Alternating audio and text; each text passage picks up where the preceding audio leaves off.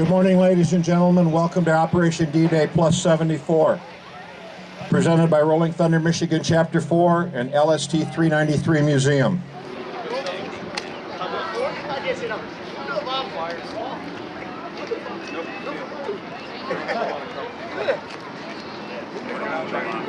I do want to have a meet. I do want to have a meet where it's like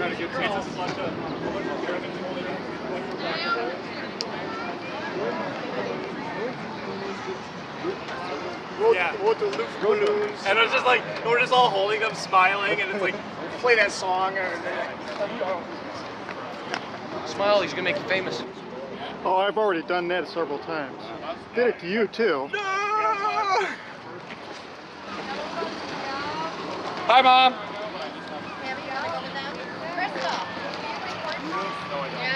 Is Mom in Berlin or Dusseldorf? My mom's in a brothel somewhere around Paris. Oh, brothel in Paris, huh? I mean, you gotta do what you gotta do in this war economy. Alright, what you're going to see, this is another scenario. Alright, we showed you the scenario up there, what would happen to the guys who were on the LST trying to land the guys at Normandy. So now, we have our Axis friends here, the Germans.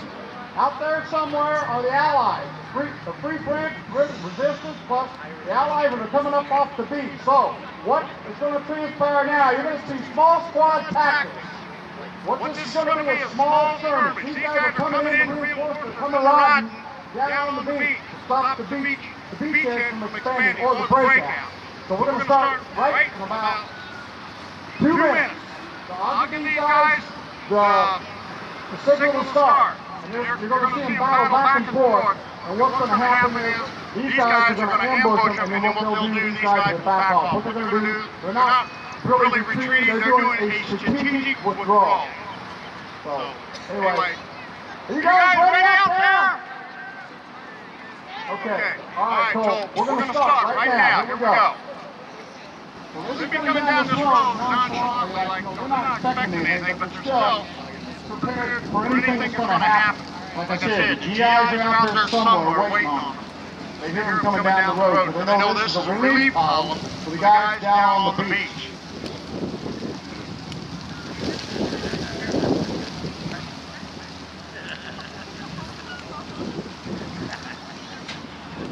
What they can do is the GIs, if they attack these guys, they can't just take this on the car out with machine guns or M1 Garand or M1 carbines. They have to have a little bit more. What the GIs would probably have is what's called an M1 A1 bazooka or a rocket launcher. Let's open up on that. See, the axis is spreading it out, meaning the resistance to the Allies. Come out there, the axis out, you can see what the flags in the rear. LST-393 Museum.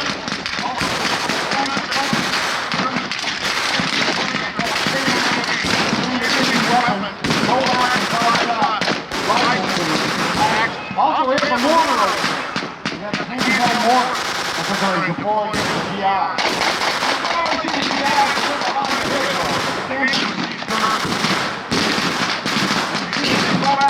What's called a skirmish. So all the things that went on in World War II were big battles. There are a lot of what's called squad battles or little skirmishes like this. There's a lot of them in World War II. Everything on TV, that's what they come. You don't want to just TV or Hollywood put it in. Everything you see on TV, you don't believe. Not just all over the world.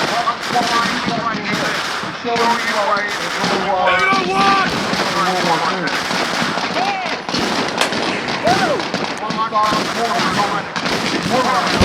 Get the head road and drive the Allies out in the open. Fire! Fire!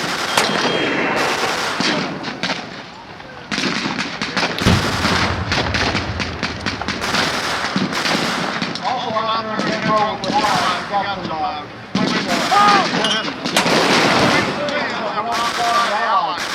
what you might call the plan from the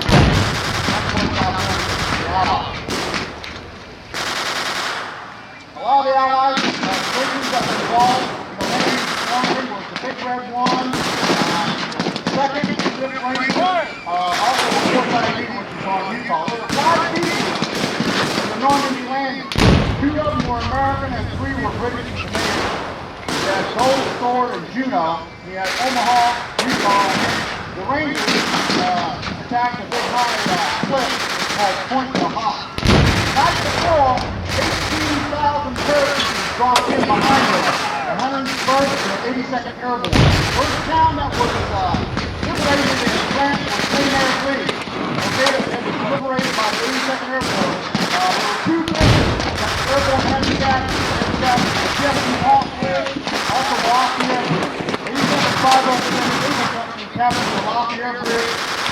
The 508, 507 lost the second point. And that's those 2 causeways were established from the British tanks down onto the beach. The Lafayette Bridge battle, there were 5 British casualties. Their prisoners were walking over their own casualties, dead and wounded.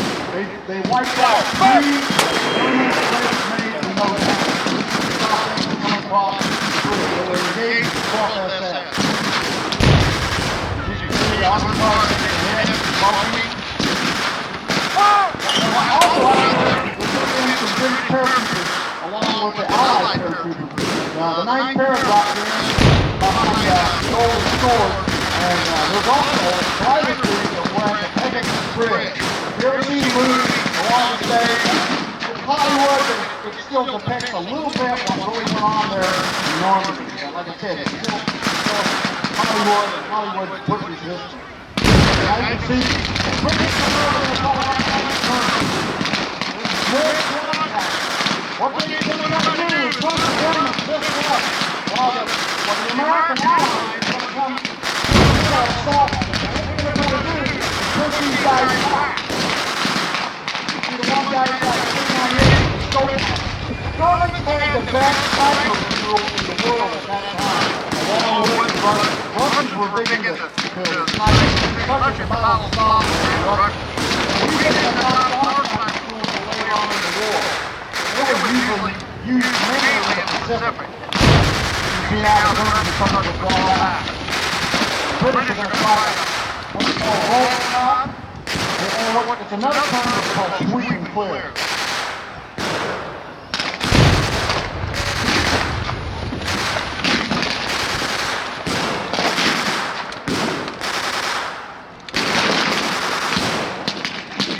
You see now the action of taking hits.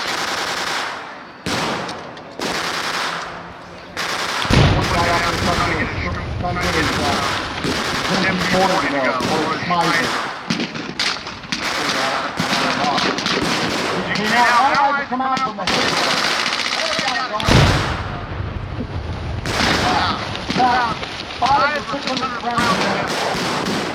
You can see what we're doing out here is what's called leapfrog. One squad will leap forward, the back squad will come up, and the next squad will leap forward, and then the next squad will come up. And what we're doing is what's called covering fire.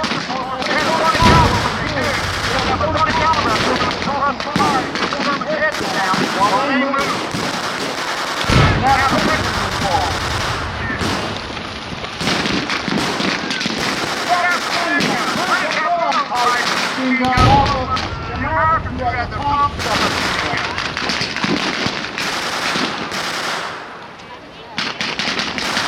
Also, what the Americans say is the M1 cartridge. Mostly your rare echelon carry those guns, but a lot of your officers and squad leaders will carry M1 cartridges.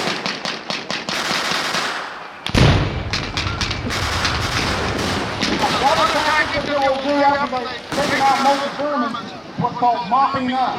And that's what we're getting ready to do now. We're going to start mopping up. We're going to check and see if there's anybody left or if there's any wounded to take prisoners. What they do, they're going to check them for papers, they'll check them for live ordnance like grenades, they'll check to see if anybody's still alive, they take prisoners, and take back later on for interrogation. Quickly, let's go! A lot of the Germans in the Normandy area, when they were captured, were taken to England. When the Allies were captured, they would take them to Germany. The POW camps in Germany were called Stalags. A lot of the 8th Air Force were bombing the cities in Europe. A lot of the 8th Air Force guys were captured and taken to the Stalags, which were deep in Germany. Also, the other thing too, a lot of combat medics would tend to German wounded, just like they would do the American wounded. And vice versa with the Germans. They would do the same thing to our guys. Keep your eyes You on can see they're checking for patients, checking for live ordnance, and checking to see if there's anybody still alive. Keep your eyes out in the distance. What we have out here, we have usually squads of 12 men. They can be as small as 6 men or 7 men. It's a little bit different from the way it is today with the squads, but some of the tactics are still the same as they have today. They still use some of the terms, like I said, like sweeping clear. So I think that's the scenario. Let's give these guys a big round of applause, folks. They're just not out here playing cowboys and Indians. What they're trying to show you is a little bit of what went on during World War II. Again, they researched their uniforms, they researched their guns. Yeah, I do. This is not the only main thing that Isabel does I don't mind going to. Because I just...